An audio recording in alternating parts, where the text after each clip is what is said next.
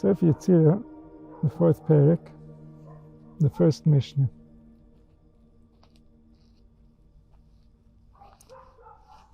And we're up to now what's called the Sheva Kfulos, the 7 doubles, the 7 duplicates. The 7 duplicates are part of the 22 letters. The 22 letters are part of the 32 paths. And so now we're talking about 7 of the 32 paths. And these paths are what give form to the light that shines and lives within all. Everything that's an expression of life is getting form from that place. Even the unholy, even the animals, for example, that are considered impure, their form still represents the source. It's just that something over there has turned against the original desire. Within the desire, there are forms of existence. There are creatures that within the desire formulate an opposition to that desire. And this we can see in humanity. Humanity, while they are alive, they're also opposed to life in some way, in some form. This opposition results in creatures that oppose life. And so this creates impurity. So when the first man originally perceived life to be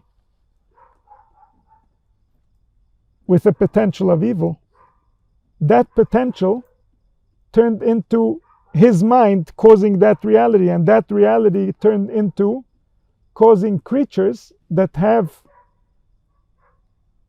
the face of God, they have the divine form that gives them their expression of life. That divine form suddenly turns against the original will. A demonstration would be a lion. A lion is, at its source, part of the chariot. One of the 4 animals of the chariot is the lion. But there, it's not a lion that consumes other animals. It's a lion that represents a certain attribute that is a representation of the original source. And so the lion represents an expression of the divine. But this expression of the divine, when it came down into manifestation, it turned against humanity. It can cause damage to humanity. Why can it cause damage to humanity? Where did this go wrong? It didn't go wrong in the lion. The lion is an angel. The lion can never fail being a lion. But the lion is against humanity because this attribute within humanity is against humanity. And so this attribute within humanity is against humanity. This animal will go against humanity. The animal only knows the language that it's being told by the collective soul. The collective soul is translated by humanity before it's further carried on to the ants, to the plants and the animals. And so the lion is demonstrating what's happening within humanity. This is why his behavior is the way that it is. When the lion turns towards humanity, then it's a different lion. The lion will behave differently. This is why we have this sadness in this time of the year. Now we're going into the cycle of the lion. And the lion is turned against us. And that's why we had the destruction of the temple, because the lion, the attribute represented by the lion within humanity, within our nation, turned against our nation, and then the lion from above came in the form of Nebuchadnezzar, and he decimated all that was holy. That means he disrespected all within us that was dignified. That disrespect is still with us. That's why the lion is still against us. The lion represents human dignity. It represents our emotional integrity. When the emotional integrity of humanity turned against humanity, the lion turns against Klal Yisrael. And when the lion turns against Klal Yisrael, we have a destruction of the temple. The temple represents the entire dwelling place of the divine, which is our entire existence. Our existence no longer represents a revelation of the divine because such an important attribute has turned against humanity instead of working for humanity.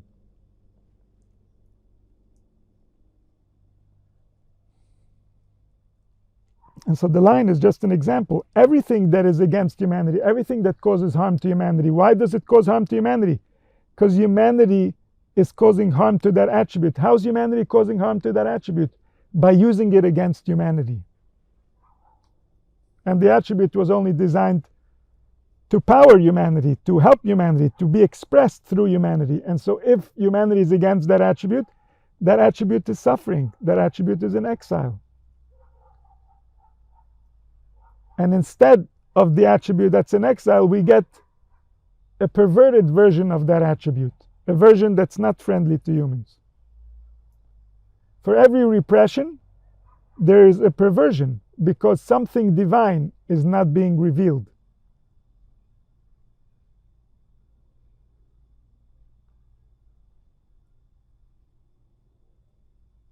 And perversion is the nature of exile.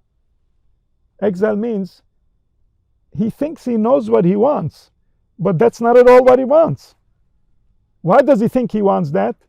Because something that he wanted wasn't available to him, wasn't explained, wasn't understood, and so he repressed it. And then, instead of that, came something else. He doesn't really want the something else, he wants the original thing. He doesn't know he's allowed to say that he wants the original thing. And so the repression causes a perversion.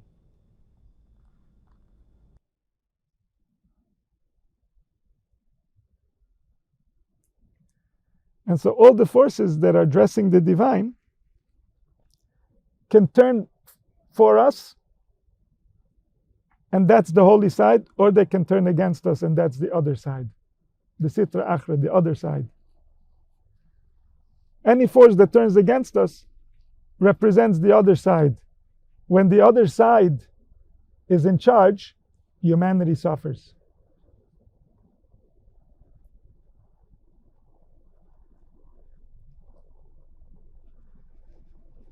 And so here in the Sheva Kfulis, we're going to see these doubles, the duplicates. They're called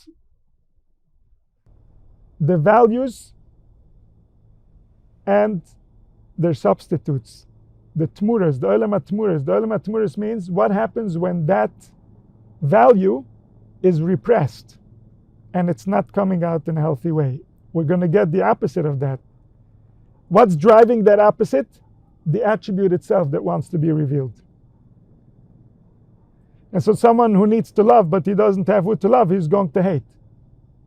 He's going to at least hate, because he needs to love. If he wouldn't have the need to love, he wouldn't have to hate. He wouldn't have a problem there. He would not have an existence in that dimension. He would be fine.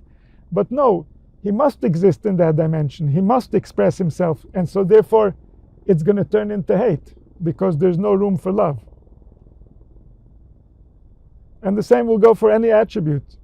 Wherever the attribute is being somehow frustrated, something of that value, but in a negative, is what's going to come forth. And this is a representation of that attribute, just as much as the lion is a representation of a divine entity that is an expression of the ultimate.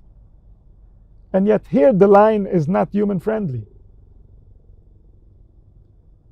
It's not the lion that's not human friendly, it's the human that's not human friendly. But this is expressed as the lion who is not human friendly. And so he says, Sheva Kfulos, the fourth page, the first Mishnah, the 7 duplicates, Beis Gimel Dalet, Kaf Pei Reish Taf. These are the 7 letters that represent these divine forces that are the original of what's going to come forth as these different values and their substitutes. Yesod and Chaim, v'sholom, v'chochma v'osher, chen v'zerem emsholo. The seven values that these forces express in the soul are life. Being alive is a representation of something divine. Only something divine can give life. If that divinity is gone, life is gone. And so life, wherever we see life, it's a demonstration of a divine force. Shalom, peace. Peace means you take many parts and somehow they learn to get together and create something that doesn't create noise, that doesn't violate each other, that doesn't cause harm. So this is called peace. Peace is the unification of parts. And so wherever there is a unification of parts, wherever there's peace, there's something divine there that makes it peaceful. If it's not a divine peace, there's a lot of noise under the surface. If it's an artificial peace, then it's not really peace. It's just that there's an interest not to fight. That's different than peace. Peace is when there's some type of a desire between the parts to cooperate. When the desire comes from within the parts, then there's peace. And so wherever there's peace, there is a revelation of divinity. There's a divine power that is revealing its force. Chokhmah, wisdom. Wisdom is a revelation of intelligence. Intelligence is the root of the divine. Everything that came forth from the divine came forth with intelligence. Kulam b'chokhmah asisa, you made it all with intelligence. And so wherever there's a revelation of intelligence, there's a revelation of a divine force. Oisher, wealth, possession. Possession means everyone agrees that someone has more. It's the agreement of humanity who has the possessions. No one can have possessions by their own conclusion. A possession only becomes a possession if we all agree that it's mine. And so when everyone agrees that someone has more, this gives him a specific type of power. This power is a divine revelation. The divine is wealthy. It has as much as it needs of everything. And so Usher, wealth, is a revelation of a divine power. Chaim is grace. A person finds grace. Grace is different than beauty. Grace is the reaction of a heart.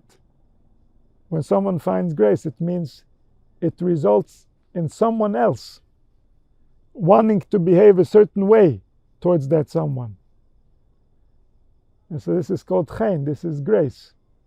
Like by Esther Amalka, when she finds grace in the eyes of Achashverosh, and that saves her life.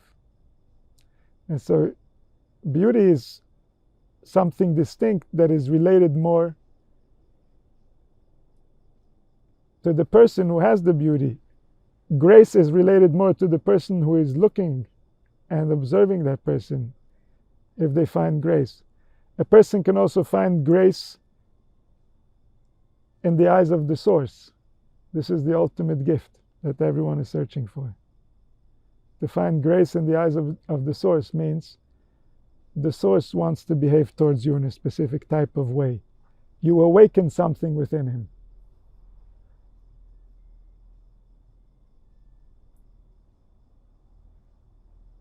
And this is what Moshe was requesting when he wanted to see the face. He didn't want to see the face for the sake of the wisdom. He didn't want to see the face for the sake of curiosity. He wanted to see the face. Leman emtzachein beinecha. I want to know how to be in order to find more grace in the eyes of the one who made me. So that the intelligence is pleased that it created such a creature.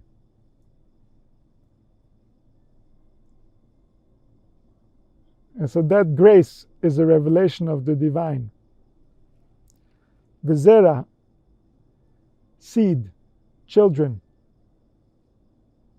creating the future, the ability to create life. This is the demonstration of the divine. The process of creating a human being is a divine process. Everything within that process is divine. Everything within that process is meaningful. Everything within that process has consequences.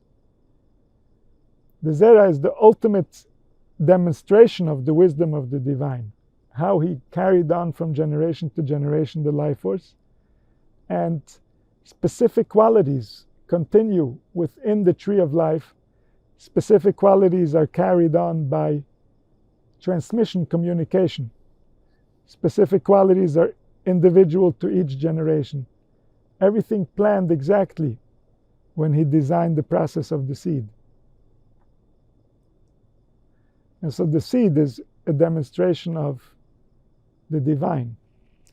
Memshala is rulership, the power to be in charge of others, to be in charge of things, to be in charge of natural processes.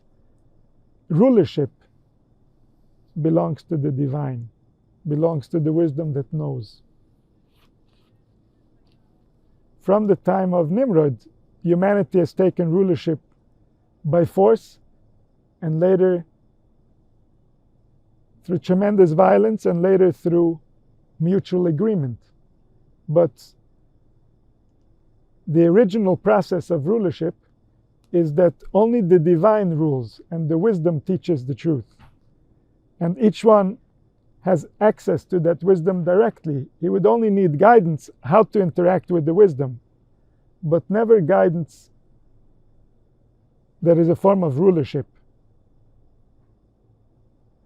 And so this force of rulership, this belongs to the divine. This is a divine force that people have stolen. Any type of authority that people have created, it's the stolen rulership that they're using. This is a form of witchcraft.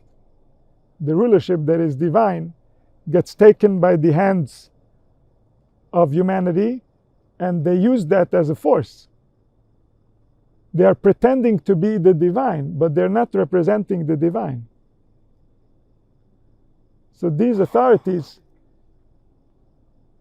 their authority is based on magic. It's not an actual thing. They are pretending to be something they're not.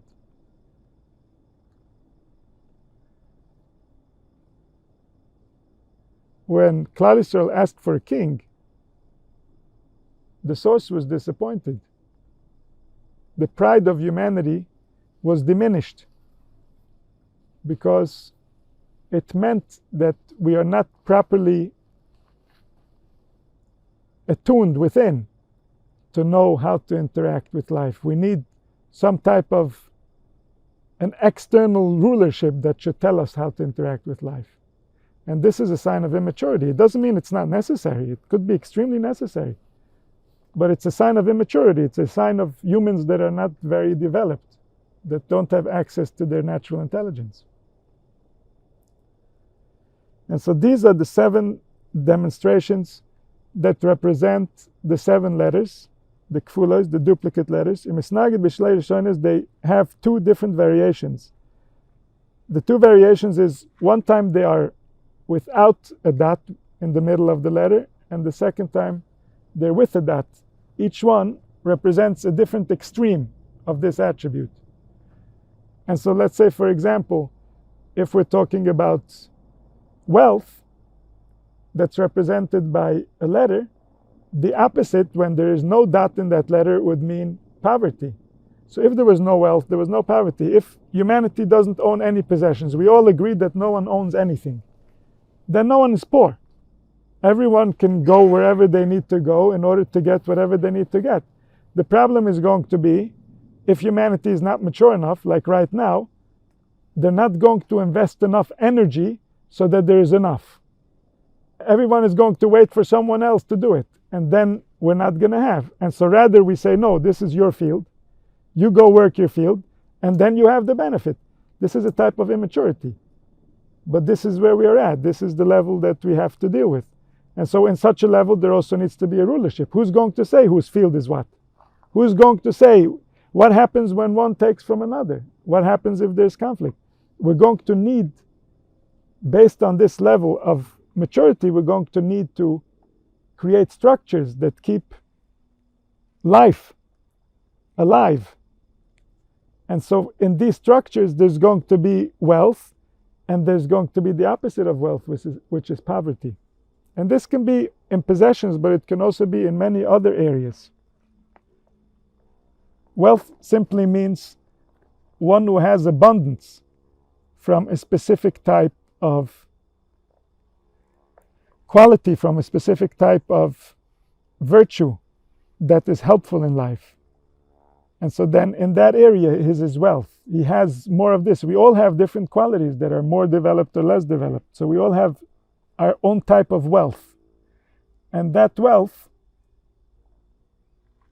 has the opposite point, which is poverty, which is because you can be wealthy in this area, it means that also you can be the opposite of wealthy in this area.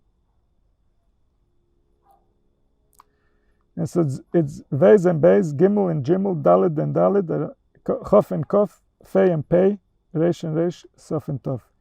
Tavnis Rach v'Kosher. There's a soft one without the dat, and there's a strong one. Tavnis Gibar v'Cholash, the weak and the powerful. Kfulois shehen tmuros. Why are they called duplicates? Because they have substitutes. They have representatives in the worlds of darkness. How do they look in the world of darkness, these divine entities? Tmuras Chaim moves. Instead of life, there is death. And so death doesn't exist only as a result of life. It means there's a lack of life. And so the opposite of life results in death. Tmuras Shalom Ra. What's the opposite of peace? Evil. Evil is the opposite of peace because peace is what keeps nature alive. To the extent that we're taking away peace, we're causing less life to live through nature. Tmuras Chachme Veles, the opposite of wisdom is foolishness. Tmuras Osher Oini, the opposite of wealth is poverty. Tmuras Chen Kir, the opposite of grace is ugliness. Tmuras Zera Shmomo, the opposite of fruitfulness is desolateness, is to not have continuation, to be without a future. And also seed means like where fruits can grow. So the desert is desolate because it's a place where seed cannot live. Tamaris Memshala Avdis, the opposite of rulership, is bondage, slavery. It's when someone else is ruling. And so as soon as we have rulership, one is going to be the ruler, the other one is going to be the ruled. The one who is being ruled, if his ruler is not wise, is going to be repressing many things that he naturally requires. And those repressions are going to become perversions. And those perversions are going to become norms, and those norms are going to become culture. And that culture is going to result in further frustration. That's the cycle. And then it starts over. The culture doesn't supply for the needs, repression.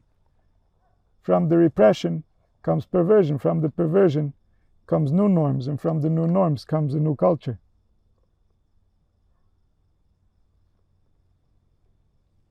And so, rulership is the most important from all of them, because all of them will be destroyed by the wrong rulership. And this is the main purpose of religion, is to keep a proper rulership. And this is why religion is failing today, is because this expectation that humans will be wise enough to understand the importance of rulership and to understand how meaningful it is, who is in charge and where his heart is and what are his intentions. Because humanity has forgotten the nature and the importance of rulership, humanity has lost access to its soul. The rulership has taken it further and further away from the soul. Why? If humanity has soul, the ruler must be very wise to know how to rule, or he will offend the soul, and then it will leave. And so for the ruler, it's much easier that the soul already left. We don't have to be busy with that. If the soul is still there, he will say, no, this rule is not accurate, this doesn't represent me. This is not my truth. But if there's no soul, how will he know what's his truth? The ruler will tell him what's his truth. And so rulers that were wise, they would promote soul. Rulers that were foolish, they would be threatened by soul. This understanding alone will explain history if we look back at the bloodshed that took place. The rulers that had the wisdom and knew how to feed the soul,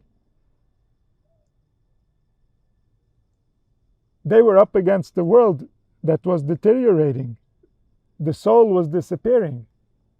The nations were becoming more and more foolish and more cruel as the rulers were trying to keep them from thinking in order not to realize that these rulers don't understand how to rule. They are driven by the wrong intentions. And the ruler is the person. The person lives in the ruler. And the ruler lives in the person. They used to have kings, so everyone understood that they are a part of the king somehow. The king had that type of power, but today, because there's no individual that has any type of power, so we assume, no, I'm my own person. No one is their own person. Everyone is part of something and represents that something and wins and loses together with that something. And usually there are many somethings, many different levels of identification that result in how we interact with reality and what we're going to receive from reality, and what reality is going to receive from us.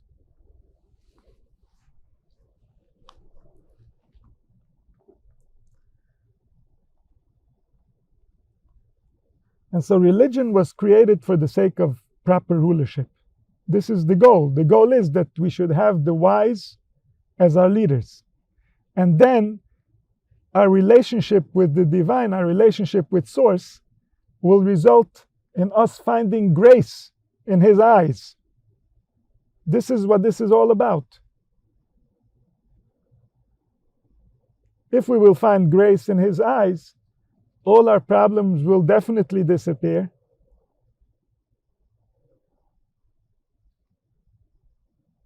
We will never remember them ever again. We will never understand why we thought the way that we thought. We will wonder at the amount of perversions that took place because of all the repressions. How little we knew what it is we're really saying and what it is we really want.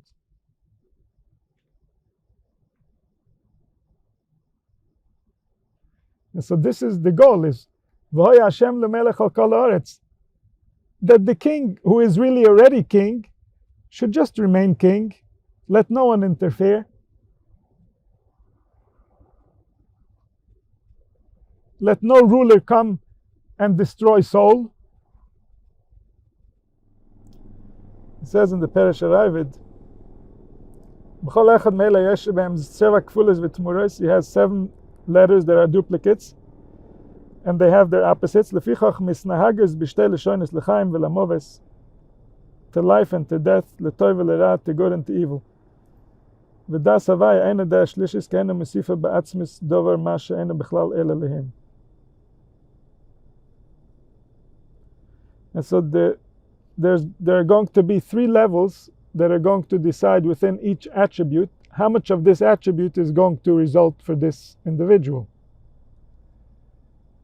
And so within each one, there's a yamin, the right side, that says, I want to give him life, I want to give him wisdom, I want to give him grace, I want to give him wealth, I want to give him children, I want to give him rulership, at least over his own organs, and maybe beyond if he's a sample human. And so then this process goes to the left, and the left says the opposite. But if he will have wealth, what will he do with it? If he will have wisdom, what will he do with it? And what has he done in the past? And how has he offended wisdom with whatever happened till now? And so this is going to pull to the other side. And then there's going to be the Shem Havaya that says, where on this spectrum are we actually going to manifest? And so the manifestation is not something new. It's a result of the original process, and it's somewhere on the spectrum that was created between the right and the left.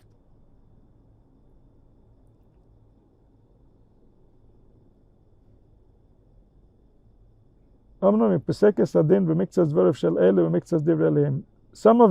the side of the right he will take into consideration for his decision, and some of the side of the left. Therefore he's called peace.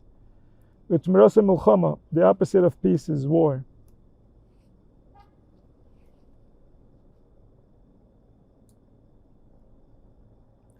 War is what they call in the Mishnah Ra, evil.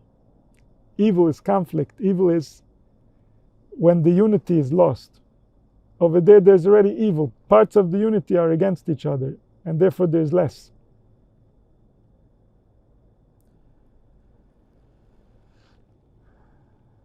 In Amalek, there's that war that doesn't go away until the end. It's not that there's a war somewhere outside of Amalek. It's within Amalek. As long as he lives, he ignites within himself such a war. We all have wars that are ignited in us, but most of us, our souls are not interested in that war. It's a casualty of war.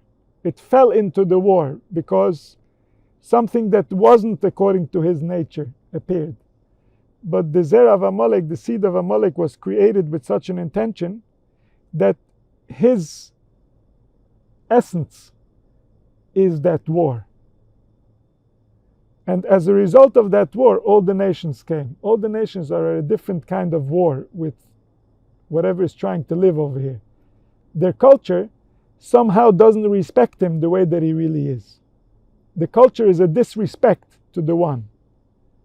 For us, in the time of the wise, the culture was respectful, was dignifying the soul. When we're in exile, our culture is like the culture of the other nations. It offends the soul. But our culture has within it a wisdom that if we discover this wisdom, this will dignify the soul. But in the time of the Beis Hamikdash, in the time when a man was still a man and a woman was still a woman, the way that they experienced life was very different. The culture was dignifying the soul. The culture brought tremendous pleasure and joy. The meaning of being human was elevated to a degree that it compensated for all the discomforts that come along with the experience. And so this war is with Amalek, meaning that Amalek represents that. This is the energy that created him. This was the original distinction of this child, was that in him lives that rage of separation that is not satisfied with the unity. It doesn't want to find it. It's soft from the side. When it's more to the right side, then it's soft. And when it's more to the left side, it's hard. Giber mitzad tiferes, cholesh mitzad ha'torah, kechol shebenekavis, sheva kfilas yisod and Chaim Aleph, v'sholem beis, v'chochma gimel, v'oshe dalet, v'chein hey, v'zera vav imam shol zayin. So these are the 7 that we just spoke about. Life, peace, wisdom, wealth, grace, seed, and rulership. Life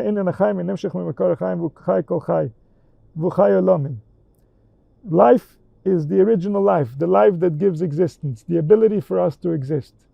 It's part of our silence. We don't have much noise going on except when something is going wrong. And so this silent life, this is a very precious gift that gives us access to all the other gifts. We will never receive a gift that is not a result of originally receiving existence and life. And so that gift is always present. It's so present that people take it for granted. But that's the thing that should the least be taken for granted from all the things. With that thing, everything else might happen.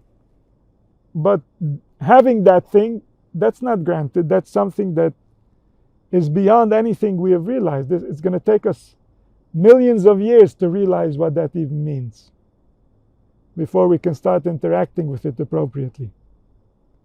But we just have it, and so therefore we don't calculate it as a win.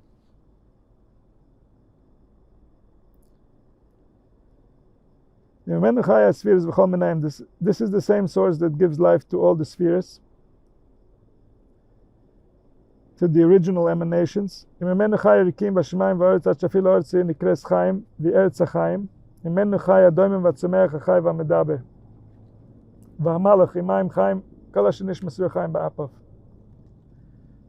that lives, all the planets, all the stars, all the animals, everything is receiving from that source. And the opposite of it is death. And death is simply a lack, but that lack has existence. We can see in life the things that are decaying, that are going towards death. Death itself will never meet. But we can meet things that are headed towards death, where death is starting to somehow reveal itself in that existence. And so that force, that power, is the opposite of life. It simply means there's no longer enough life to sustain.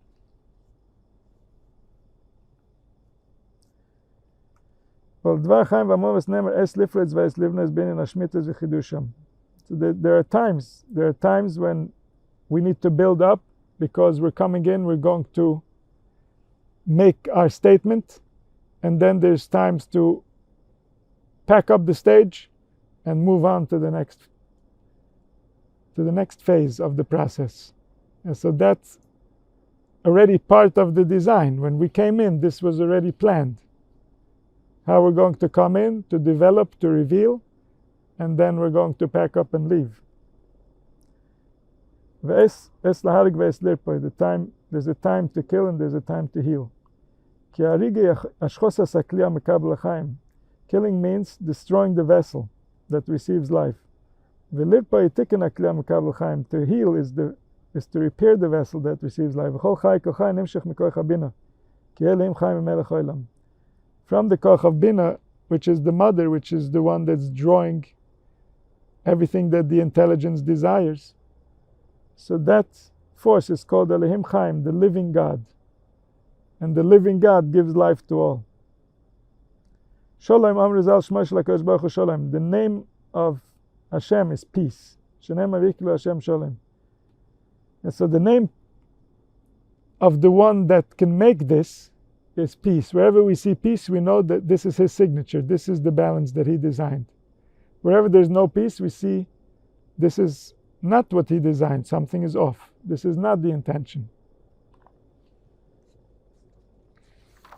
ואחד משלושת דברים שרואים מדיימת עליהם, על הדין ועל האמץ ועל השולם.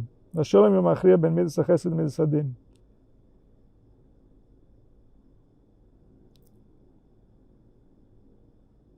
And so there's times for all these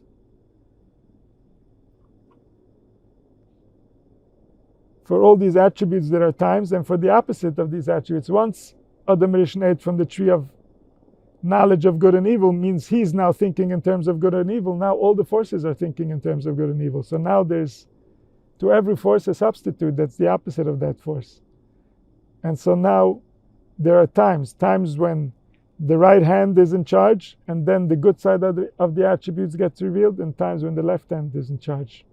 And people who are born a specific time based on the balance between the forces. They're going to have this experience. And so for them, the time that was the time of their birth is going to be the time that's going to last their whole life. Their whole life is a time of something, because when they were born was a time of something. And this is the concept of mazel, in which it says, Ein mazel Yisrael, that there's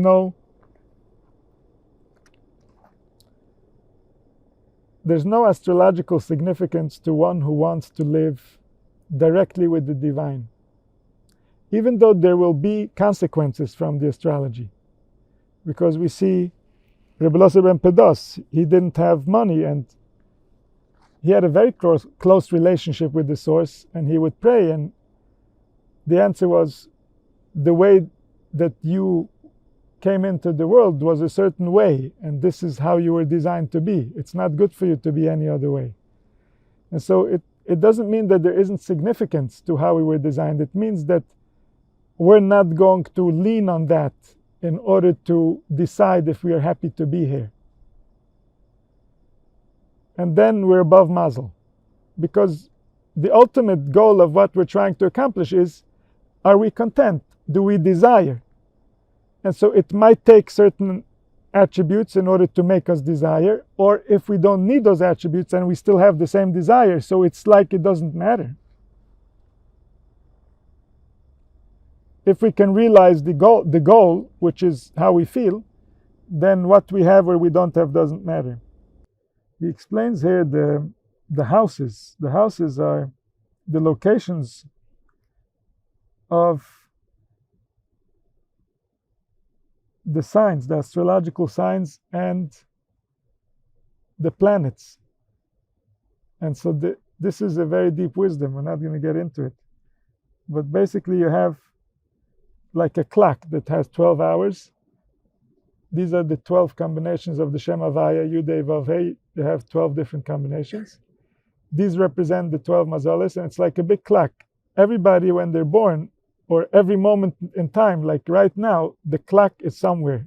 And this clock is constantly deciding what is going to be revealed through the people, what is going to take place, what is going to awaken, what is going to be important now. But the people still have the intelligence to interpret the results of the clock. In their body, they experience the results of the clock. But what does it mean? This depends on their level of wisdom and how well they can get along with this clock. The second Mishnah, Sheva Kfulis, Beis Gimel Dalet Kof Pei Reish Tov, Sheva V'lo Shesh, Sheva V'lo Shmoina. So when we say 7, we're not trying to simply give a number because this is what we have revealed. But no, this is an absolute number. This is based on the nature of how everything is designed. It's at the very root. It's a sacred number. Bechoin behen v'chakor mehen. And so figure these things out. Get involved with these realities. Take each one of these divinities and meditate on your relationship with it. How do you feel about having life? How do you feel about wisdom? How do you feel about wealth, grace, peace, rulership, being fruitful? What does all this mean to you? Awaken your relationship with these entities that you're interacting with, that you want more of or you want less of. Maybe there's conflict. For most people, because of the foolish rulership, there's a tremendous conflict with the concept of wealth and poverty. And so this conflict results in a strained relationship. So even if they have wealth, if the relationship is not well, they cannot enjoy their wealth. It's like they don't have wealth. For some people, having wealth is worse than if they didn't have wealth.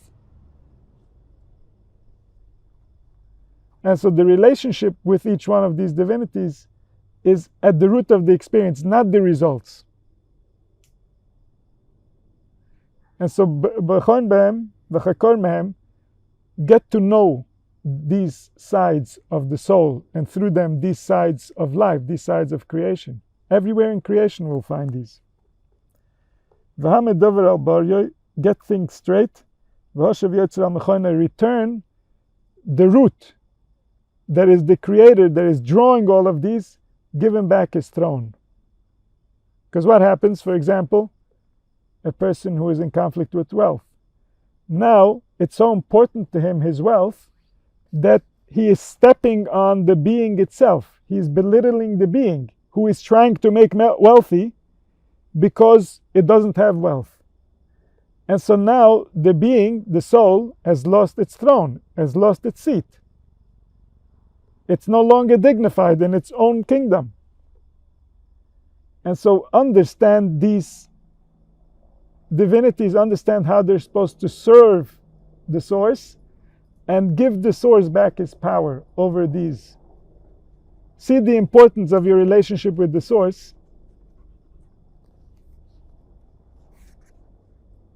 And don't get distracted by your relationships with the individual results.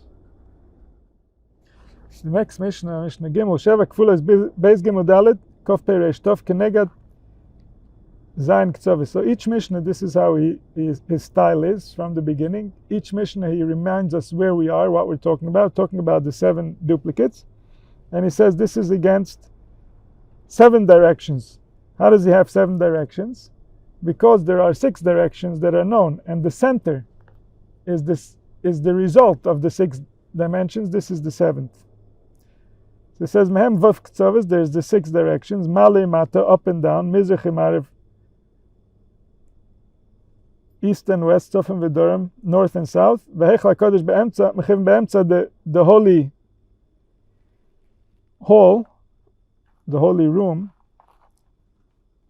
is in the center, V'noises Kilon. He is the one that carries everything. The center point is what carries the entire thing. The center point represents the klal, the collective of these 6 directions. The collective of the 6 directions is the root, is the cause of the 6 directions, and that's the one that carries them all.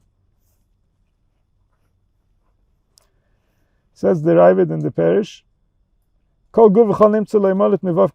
every body, everything that exists can never be less than 6 directions. The center always represents the source, the root of the 6. So for example, in the human being, he has 2 legs, 2 hands, a head, and a body. But where's the center of these 6? Is the heart, is in the middle. And so what's in the middle is what's carrying the entire thing. Who's carrying the body? It's the life force that's within the heart. Mishnah Daled, the 4th Mishnah, Sheva Kefulos, 7 duplicates, Beis Gimel Daled Kuf Pei Reish Tov, Chakakon Chodzvan Tzarfan. And so now we go back to the formation, just like we had in the 3 mothers, the 3 elements, how they were engraved and carved out and combined. The same process is going to happen here, but this time we're doing it with 7. And with 7 there's going to be many more combinations than with 3. With 3 we had 6 combinations, which became the 6 directions. From these 6 directions we have 6 directions and a 7th. So now we're dealing with the 7. And these 7, when they're going to calculate all the different permutations of these 7, we're going to have a lot more combinations than we did before. So Chakakon, he engraved them, Chotzvan, he carved them out, Tzarfan, he combined them, V'tzar behem kechovim ba'olam, he drew with them stars or planets in space, V'yomim b'shona, and days in time, V'sha'arim b'nefesh, and doors in the soul. From them he made the 7 heavens, V'sheva adomos, and the 7 earths, the 7 continents, V'sheva shabosos, and the 7 weeks, or the 7 shmitas of a yovel. Lefikach chibev shvi tachas kol hashemayim. Therefore, he likes the 7th in everything under the earth. This is why we celebrate Shabbos. Shabbos represents these 7. And so the 7 are beloved by the source, because it's a combination of the 6 and the 1. The 6, which are the directions, and the 1, which is the reason for the directions. This is the 7. And this 7 represents a unification of the male and the female. The male is the 6 sides, and the female is the 7th, is the center, which is the cause of all the 6.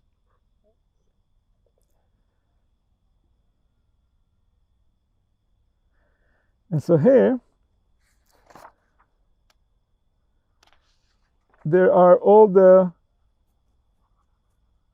planets of the solar system that are representing these 7. Because these 7 are variations of life. Life that is represented by the solar system has different variations based on the planets. The planets have character. The planets have specific vibrations. The planets cause specific things to happen to us. These things that happen to us through the planets, these are specific to each planet, and they relate back to these letters, which are the original divinities which are being revealed by these planets. These planets didn't randomly happen as a result of a collision, but every collision is a planned collision based on a specific trajectory that's going to create an environment for the human experience. And the human experience is just how it is because of the results of this process.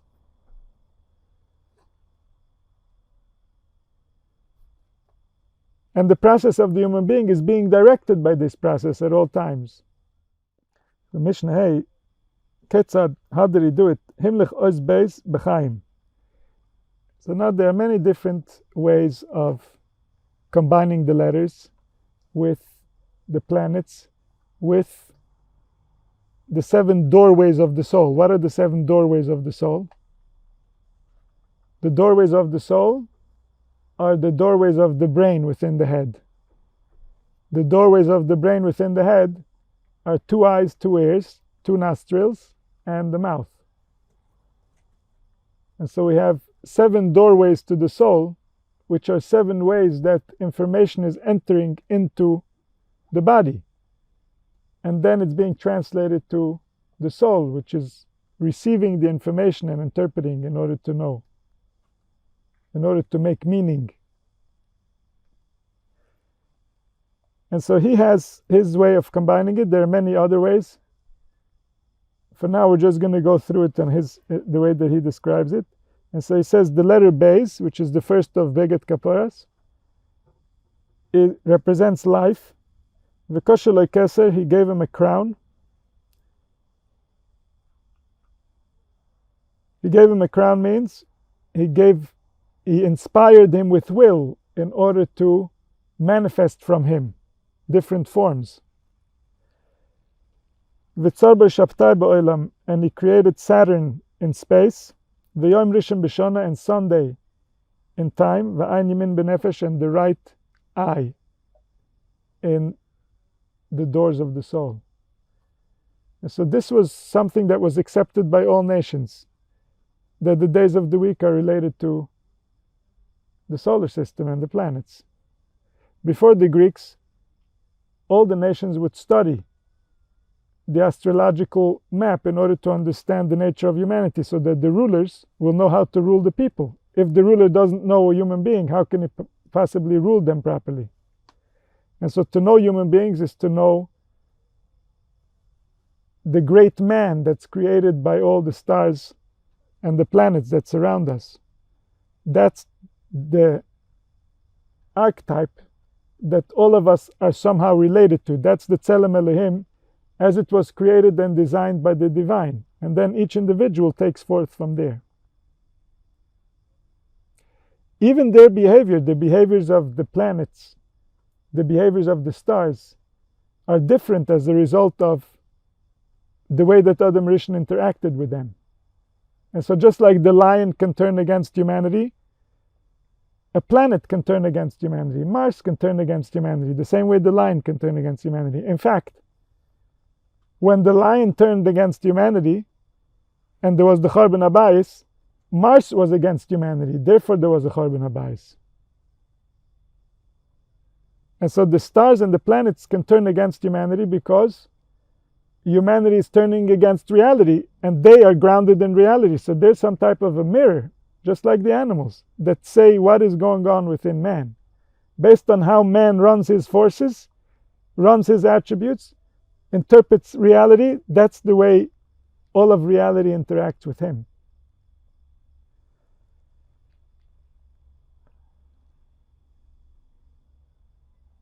And so the letter Beis,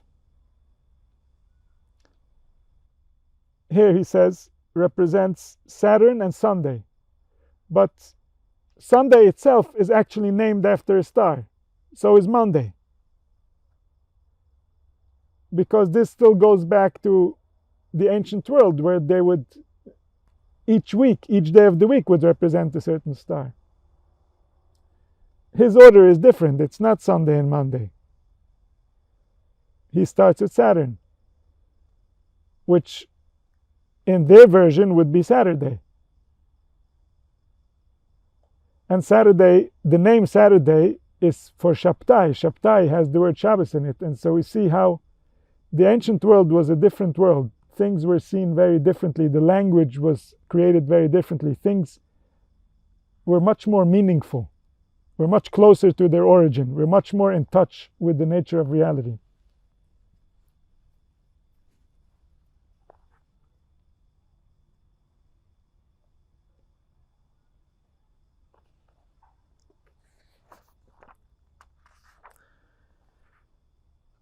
The commentary on Mishnah Him lechois beis b'chaim v'kosher lekeser tzor b'shabtai ba'olam v'yom rishon b'shana v'an yamin b'nefesh l'tzelom sheheles habeis lias rosh b'koich keser elyon v'sam b'koich ha'chochma v'tzar b'koich of Shabtai.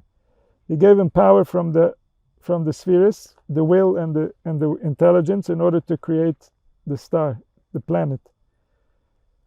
And Shabtai is represented by the first 6 letters of the name of 42 letters. The name of 42 letters, which is the Rosh Tevos of Ona B'choyach, is representing 7 groups of 6. And the first grouping, he says, represents the force that is dressed up in Saturn. From there comes the intelligence to the planet. So even though Saturn has destructive powers in him, Saturn is a very spiritual planet, and therefore he desires for us more than we can handle. The other planets are going to try to balance the influence of Saturn, because Saturn wants to pull us towards the heavens. He wants to give us the wisdom from the galaxies. He's trying to open up to us the spiritual side, and that can sometimes be very difficult for our physical side. And the same goes for the changes that happen on this planet. Big changes happen on this planet when many people leave the planet at once. This means that there is a will for change. This many times has to do with the force of Saturn, the force of Shabtai. Why is he in charge of destruction? He doesn't understand the language of the body. He destroys them when he wants them to be too advanced spiritually.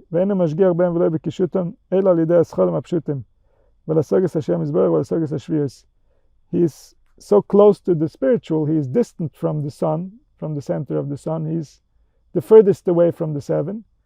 And so he's closer to the infinite that wants to dwell within the finite. And so when the infinite starts becoming finite, there is a restriction that is more concerned with the spiritual than it is with the physical, and this can result in great harm to the physical.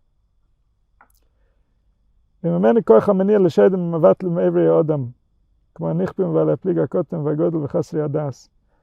there come demons that can cause damage to humans, like we see in humans that lost their minds. They lost their ability to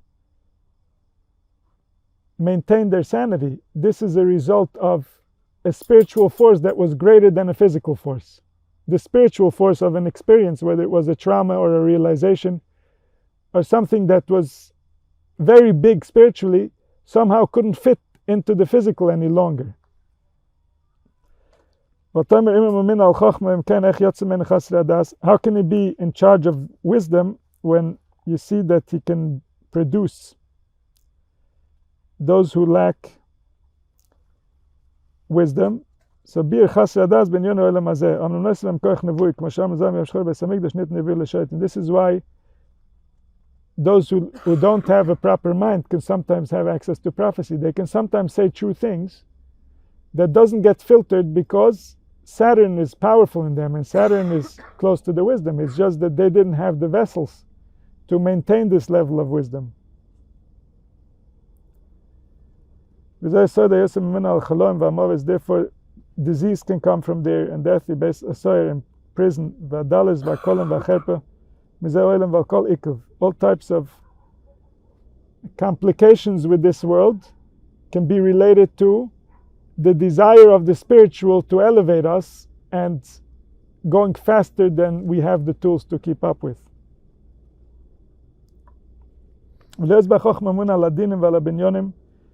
On building and on rules. And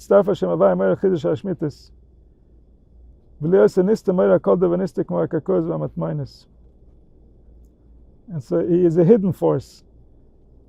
Just like he is hidden also from the eye. He's very distant, he's the furthest away.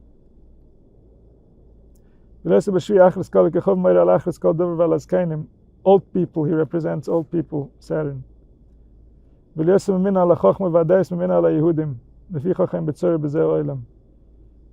he's in charge of wisdom, he says he's in charge of the Jewish people. Klal Yisrael has a relationship with him because he's trying to make them ready for their spiritual heritage.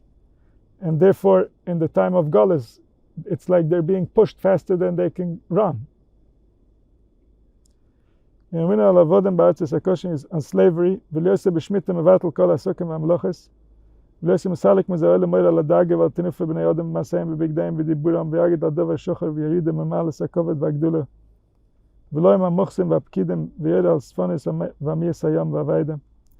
Many different types of laws that to us seem like negatives, but really there is a positive force that's trying to accomplish them because there's some type of a spiritual benefit that it's trying to bring. Then he has a lot of other things.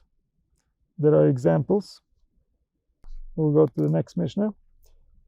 Mishnah Vav. Him lecha is gimel v'kosher lekeser v'tzar b'tzedek b'olam yom sheni b'shana v'ayin smol b'nefesh. So the letter Gimel with Jupiter, Monday, left eye. Says the parish, Ratzulem sheher is Gimel yisrosh b'koich keser elim v'chochma v'sham b'koich sholem b'koich hachesed. So here, the previous one he said is wisdom. This one he says is peace. The letter Gimel, Jupiter represents peace. This is a very generous planet, and so it balances out Shabtai. Shabtai is a spiritual planet that wants to just drive us spiritually and develop us regardless of what's happening physically. So comes Tzedek and makes sure that we have our physical needs, takes care of us, gives us all types of abundance so that we can have the vessels to receive the spirituality that Shabtai wants to give us.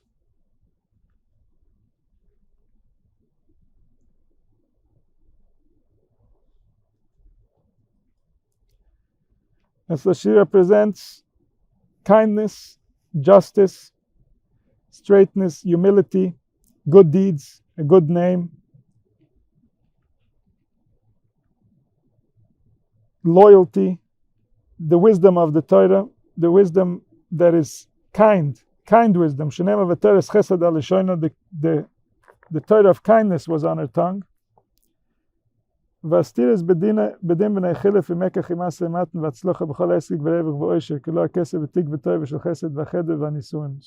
all types of happiness. It represents pregnancy. Having good children. They're the messengers that come out through the Father. All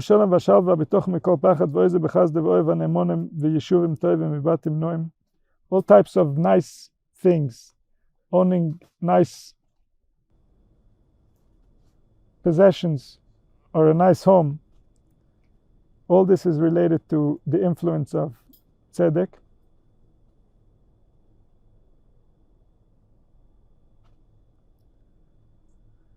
All types of abundance, and also healing and getting released from prison. And so everything that needs to balance out the influence of Shabtai, Tzedek is here to bring balance. And this is how creation happens.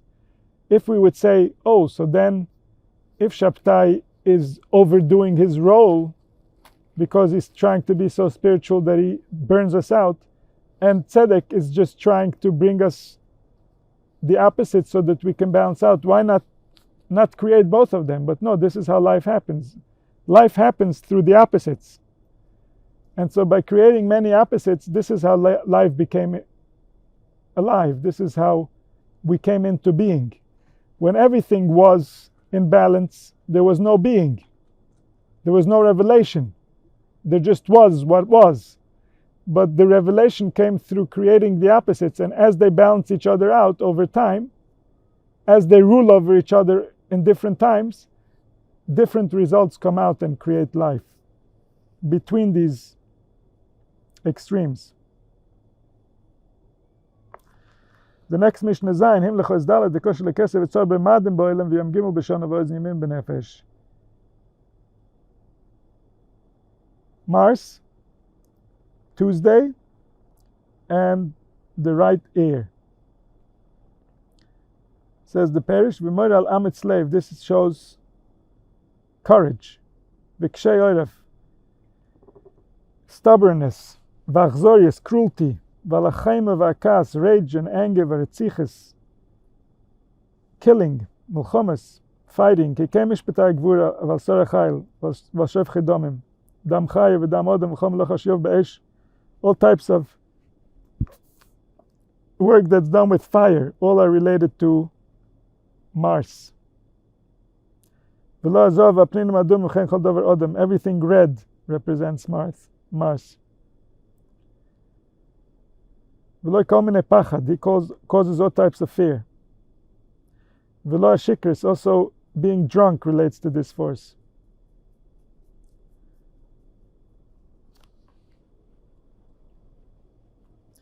The meat and the blood, spices, red wine.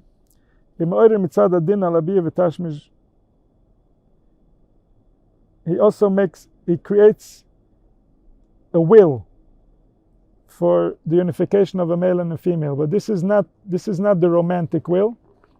This is mitzad adin, this is mitzad the necessity. When the will awakens out of the necessity, then it's a fallen state of that will. When the will is created by a romantic desire, by a connection to another human being, this is the original intent of that will. But when it gets created by necessity, then it has some of this force involved in it. V'dam b'silim, and the blood of virgins is related to this force. Ve'elav iser nido, shiachze mitochem ha'achar hazivig. So this is also why we separate in the days when a woman has her period. This is related to his force, to the force of Mars. Jealousy and hate relate to him. The blood that is our life force is red. Why is it red? Because within it lives a spirit that has a lot of Mars in it. Within the blood there's also white blood cells, but those are not visible. Those are more intimate to the blood. They're hidden within the blood. Within us there's a kindness and a gentleness, but that's hidden within our nature.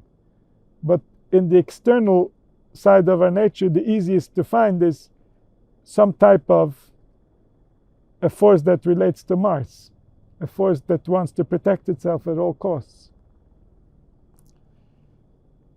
All types of robbery and fighting and hurting.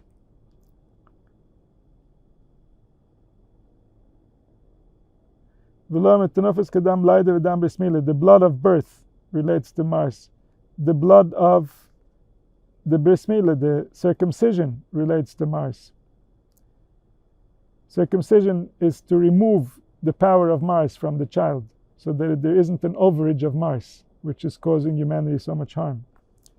Any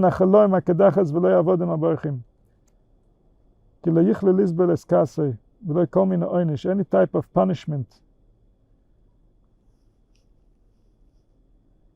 All the scary animals relate to this force. Those who deny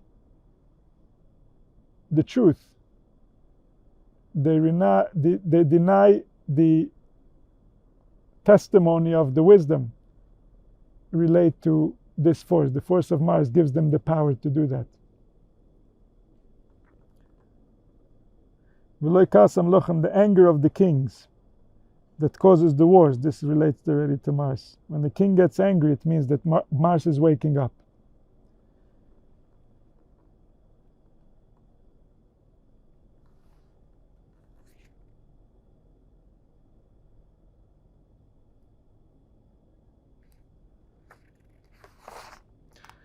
The next Mishnah, Mishnah Ches, Him lecho iskov v'kosher lekesef, tzar b'chama ba'olam v'yom dalet b'shana v'ezin small b'nefesh.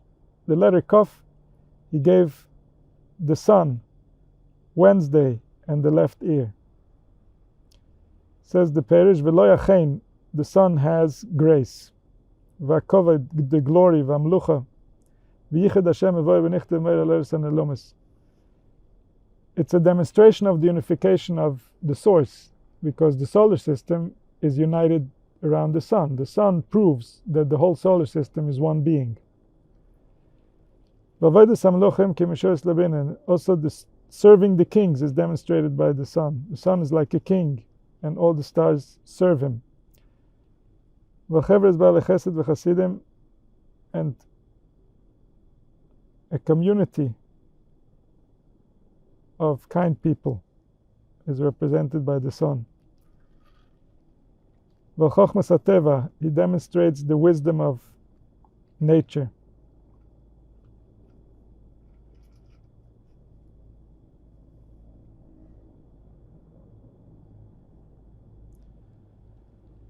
All types of business relate to the sun.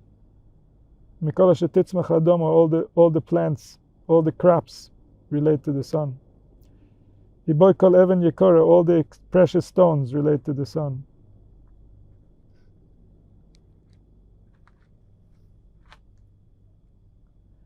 It represents health.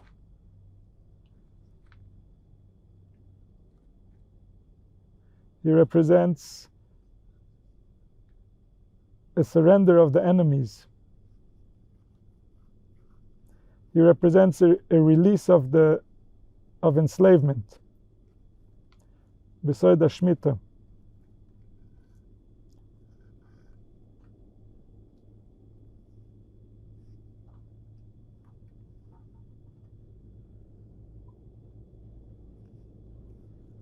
And he represents also healing, the healing of the sick, because he's balanced between Cham v'lach v'kar v'yovesh, between all the four roots from which came the elements, the heat and the cold, the moist and the dry, are the roots of the elements. From them came fire, water, air, and earth. And so the sun represents a balance between all of them, because from all of them came forth from him. All of them are part of the solar system, and so that balance represents healing. Mishnah Tes, Him lecho ispei v'kosher lekesef v'tzar b'noiga b'olam v'yom hei b'shana v'nechil yomim b'nefesh. The letter Pei goes to Venus, and to Thursday, and to the right nostril. Says the Perish, Yom Chamishi v'shana v'nechil yomim b'nefesh, which is Noiga, Venus, Sham b'koich hazera v'azivik. He gave him the power of seed and unification between the male and the female. V'chein shel noshim, the grace of women. V'chein shel yofi, the grace of beauty. V'sogas chafotza b'noshim, and a person can be satisfied with his female relationship. Shenema v'yimina techapkeni.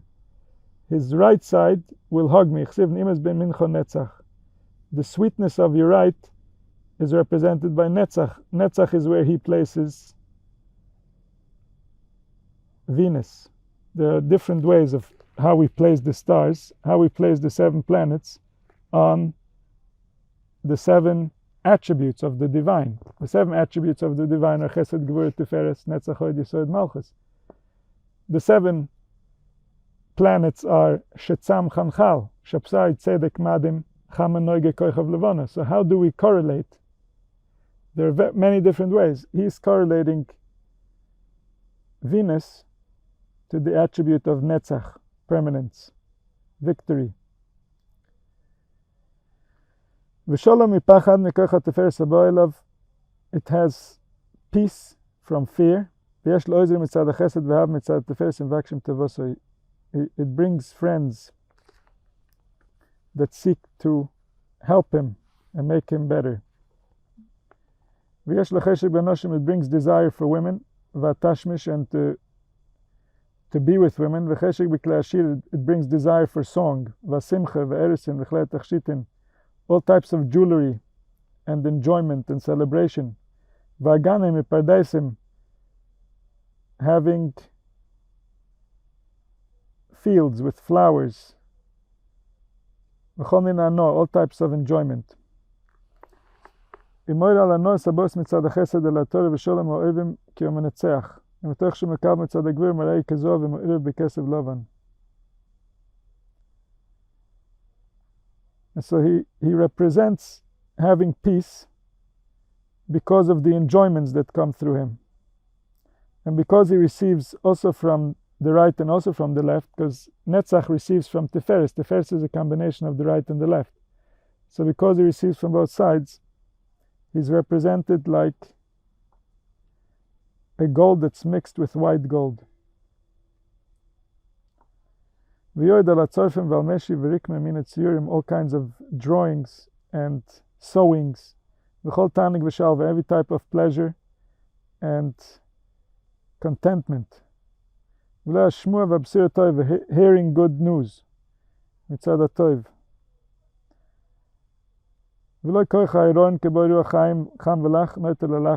is closer to moisture, and therefore he represents the life force as it impregnates. The young people are represented by this planet. So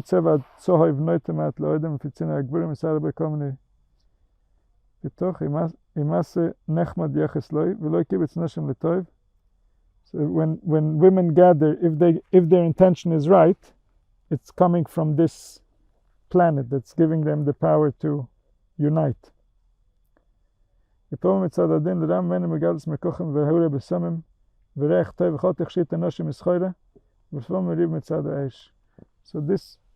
it's receiving from the right and the left. So usually this results in pleasure and enjoyment, but when the pleasure and enjoyment for some reason can't come forth properly, then this same force will obviously represent a lack and will represent problems and the opposite of enjoyment. And this has to do when it's leaning to the left. And so it all depends which side it's leaning to. From the right always comes the plentiness and the kindness of each attribute, and then the less there is of the right, things change. The more there is of the right, the more we get to experience that good. The Mishnah Yud, Him lecho esreish b'kosher lekesev etzor b'kocha b'olam v'yom shishi b'shonim v'nechir smol b'nefesh. The letter Reish, he made from it Mercury, Friday, and the left nostril. Says the parish, v'lo yasforim v'achochma. All types of books and wisdom, communication, is from Mercury. Vaksiva mitar shebichsav, the ability to write, because Mercury is like an expression of the sun. It's the first one that's surrounding the sun, and so the sun is being translated to the rest of the solar system through Mercury. And so he represents communication, he represents the written Torah, that's a revelation of the sun. Vaseichel v'adibur v'etze, intelligence and speech, and getting advice, v'asbar, and being able to explain, all these come from Mercury.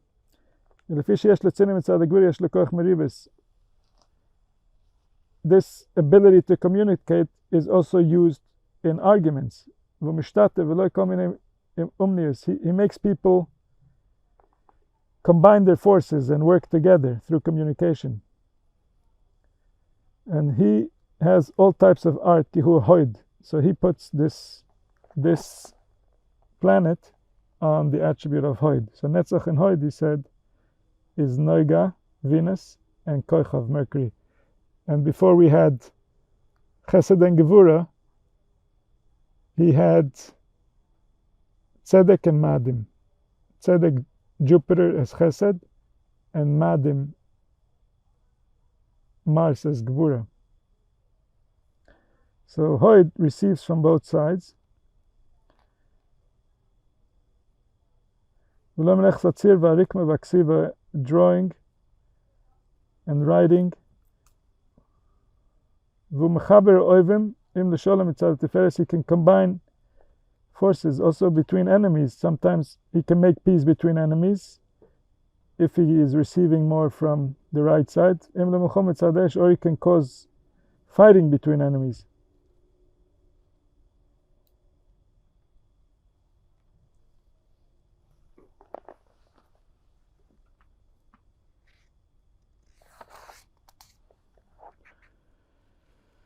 The next Mishnah, Mishnah Yidalev, Himlech Ois Tov v'Kosher leKesef v'Tzar beLevana bo'Olam v'Yom Shabbos b'Shana Yipeh b'Nefesh. The letter Tov, he made the moon, he made Shabbos, and he gave man his mouth. Says the Parish, V'Sam b'Koich ha'Hilech v'Nesiya v'Achevre v'Alicha b'Yam. She represents the moon, she represents movement and traveling on water. She's the Malchus, the kingdom, where everything comes together, all the forces from above. So she represents the big rulership, the Malchus Shemaim, the rulership of the heavens. So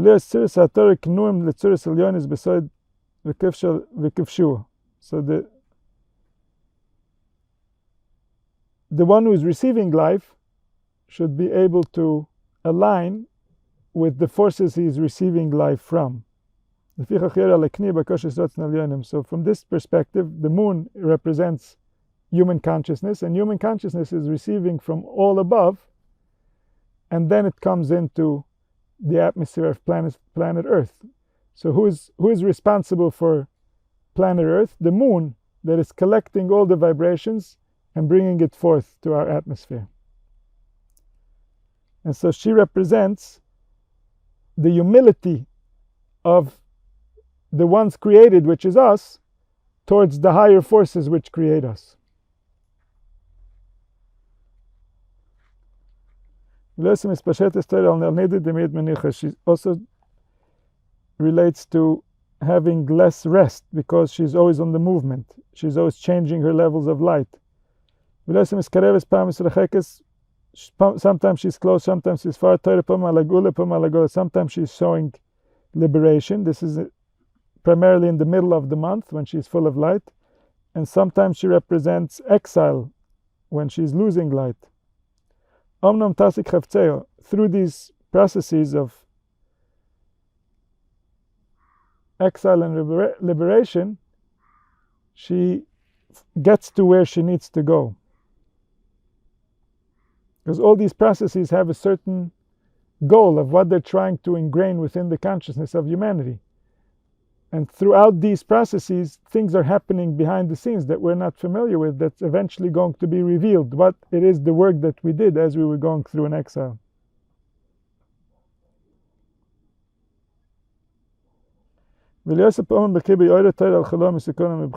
Because she sometimes doesn't have light, this shows on weakness or disease or crying.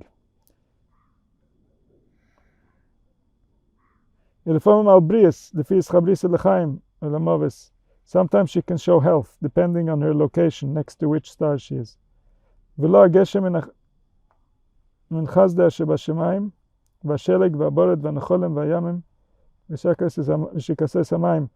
types of water, like rain and snow, are all related to her. She represents paradise. She has the rulership because she is the kingdom.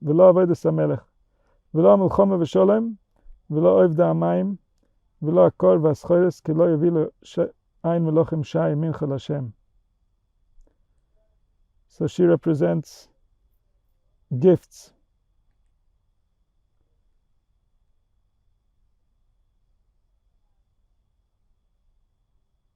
ולא הקור מחסד וסחורס מתפארס, ולא המריבה מאש והשמחה והכובד. הנה באלו זין מעלס תמצא כל כוח של זין כוח ולכס, איך מספשתם עליהם הכוחס מכוח השם הווייהם. ויצפירס מכוח השם מבייס, ולהם ראשי פרוקים. And so now he says, we gave you some indication for these forces so that you can relate more to how they appear in your life, how they run in your life. This is a very specific interpretation. Obviously, these forces cannot be interpreted in any verbal communication. Even the experiences that people had of these forces were limited to the vessel that's receiving them. The forces themselves are way beyond what we can comprehend. But these are giving us some hints to where we can find these forces show up within our life.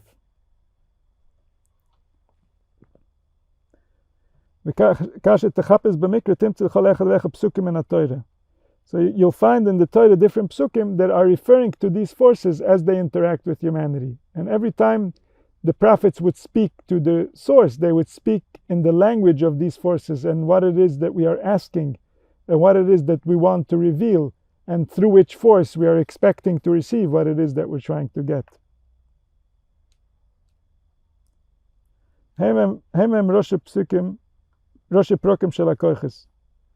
And so whatever you find in the psukim that speak about these forces, these are the clues, these are the way in order to relate to these forces. And you should always keep them in front of your eyes. One who could learn to read this map, which is the map of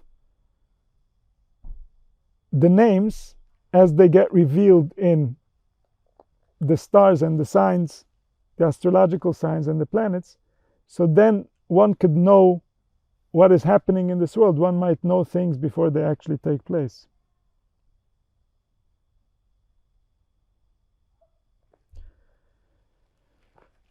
Mishnah Yud Beis, this is the last Mishnah of the Perek. Sheva Kfulos, 7 duplicates. Keitzat Tzarfon, how did he combine them? If you have 2 letters, you can only build 2 combinations. Aleph and Beis can only be combined also to Beis and Aleph. Then you're done with all the combinations. But if you have a 3rd letter, then you can go to 6 combinations. If you add a 4th letter, you can go to 24 combinations. If you have a 5th letter, you can go to 120 combinations. And if you add a 6th letter, you can go to 720. And if you add a 7th letter, you can go to 5,040. And so 7 forces gives us already 5,040 combinations. This means that if I create people, let's say people would only have 7 forces. We have 32 forces that we speak about that a human being has. So there's infinitely more combinations. But if we were to create the human being just from 7 forces, I would already be able to create 5,040 different types of people just by changing the combinations of what order these forces act, who acts before who. This would already create 5,000 different combinations and 5,000 types of people. They will all act very differently because their order of what they are looking for, what they're trying to accomplish, what they're trying to get is different based on these 7 attributes. And so everything in creation, this is what we're learning here, is really a unity being revealed. The unity being revealed is not in a way where we're revealing new things. We're not revealing new forces. The forces are still the same forces. For thousands of years, we're dealing with the same forces. But what we're revealing is that these forces can combine to make so many combinations, 8 billion different combinations of the same forces. Each human being is made from the same forces, each world from the same forces, each expression of the divinity from the same forces, but a totally different expression, a totally different experience, a totally different reality, based on the same forces being combined in different orders. So this is what he says. Sholosh boinus shisha batim, 3 letters, 6. Arba boinus arba v'esim batim, 4 goes to 24. Chomesh boinus me v'esim batim, 5 goes to 120. Shesh boinus sheva meyaz v'esim batim, 6 goes to 720. Sheva boinus chameshes alofim v'arboim batim, 7 can build 5,040 homes. What are they homes to? Homes to life, expressions of life. unique expressions of life. Mikan ve'elach, go from here forward. Tzevach hashoiv, try to figure out ma she'en hapeh yochel ledaber, what the mouth cannot speak, ve'en oizen yichol lishmoa, the ear cannot hear. So if you add more forces to the 7, it just keeps multiplying until there's no limit to what can be made. The mouth cannot speak it and the ear cannot hear it. We leave the human dimensions, we leave the space where the human can occupy, and we go beyond, into the Ein Sof, into the infinite. These are the 7 stars, the sun, Venus, Mercury, the moon, Saturn, Jupiter, and Mars. These are the 7 days in time, the 7 days of the week. What are the 7 doorways to the soul? 2 eyes, 2 ears, the 2 holes in the nose, the nostrils, and the mouth. With them he engraved 7 heavens, and 7 earths, 7 continents, and 7 hours. Therefore he loved the 7th the most from all that he created. And this is why we have Shabbos. And Shabbos is represented by the 7th of the limbs, the body parts. Because in the body parts we have the 6 body parts that represent the week, that with them we work, and this is the head and the body, the 2 hands and the 2 feet. But the 7th, which is the bris milah, which represents Shabbos, Shabbos represents milah, that is an organ that we don't work with. It's not an organ that we use for benefit. This is an organ that is divine. This is an organ that can create humans. And so this organ represents something that is beyond the work of man. This is an organ that was chosen by the divine to create the future.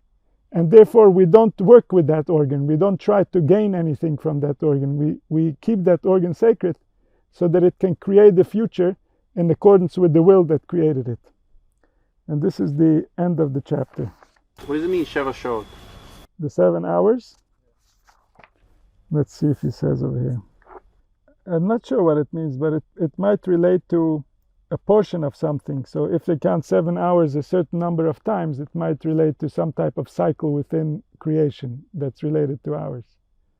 But I can't remember anything now that would directly...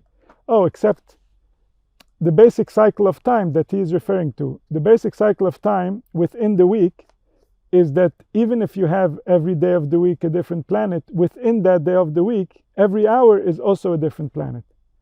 So if we say that the first hour, let's say on Sunday, is Saturn, within Sunday, every hour is going to be a different, and this 7 hours just keeps repeating throughout the week. So there's 24 cycles of that within the week. So that's probably what he's referring to.